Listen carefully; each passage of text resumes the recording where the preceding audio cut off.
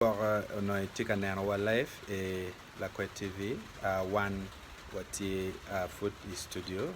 man wati radio patches kama no watika kelo botu live stream me program me la wala palwak ma la dorne en la dit palaring donc because of jem moko magwa nyo pe do berbe to ala ngeni palaring beter botu pikumbi de fudong wa jo live stream mo mananok ato food jem ne mo kene kitika temne ma wek no one food dugu botu chi palaring ram titu maduonge kakare a foi matera da di ben director mi Lakwed TV ka chielgi in mai maro lopo Lakwed TV anya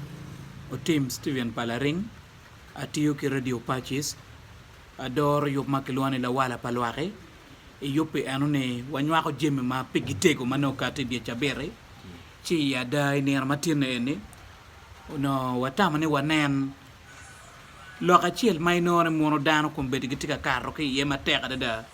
ene lokum chulu le padano mainono ruenyi kar malwenyo no tiene ci malupe gi kupo war ken Lakwed TV ka chiel gi radio patches mia chiel ka chiel tana ngwen fama wa chiekani mono ni mo ken ka chenen watie i talk show wa be beru ka weko in bene neno live i Facebook page ma mekwa mi radio patches i Facebook page mi Lakwed TV kidong bene YouTube channel apa jo ario ni eni weng chi ni matin eni malupe ki apero madong wan po ramu gengone technical department ay ramu nywakone ene wero ayupe eni fut kitika yele kache nen gutiero yupone o chi waramu mete kwere kono kache nen po tuere ni matin eni chi gimo ke ken ma wayubu piri ngeni furu butime kit eno aloko kona tiki gen ni mono bo beru keto mier bet kwere chi afoy mateka da kono tiano no wakero ni mono wakel jumatika chui yo moro candidate sabichi le weng gubet botwa wi yamo mano iberu kanano na ki Lakwed TV meno YouTube channel kidong bene wi yamo mi radio patches kache nen lo der ne guti udoktin geo weng mabe mai nen waduko wi yamo chigimo mageo eno pere kono kapo to ere chi bene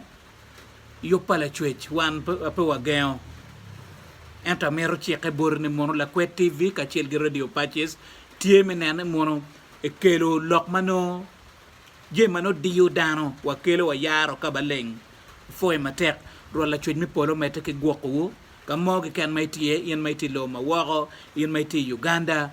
chamo ken pa ngeo pa ngo maiti ka karye e pa jama migi ento gena chiel ma mero wechi pero ne eno ne pa bi wor ye keni an ena be chung kwire lega foi matek la chwech mi polo mete ugum be total man palaring man ene host matie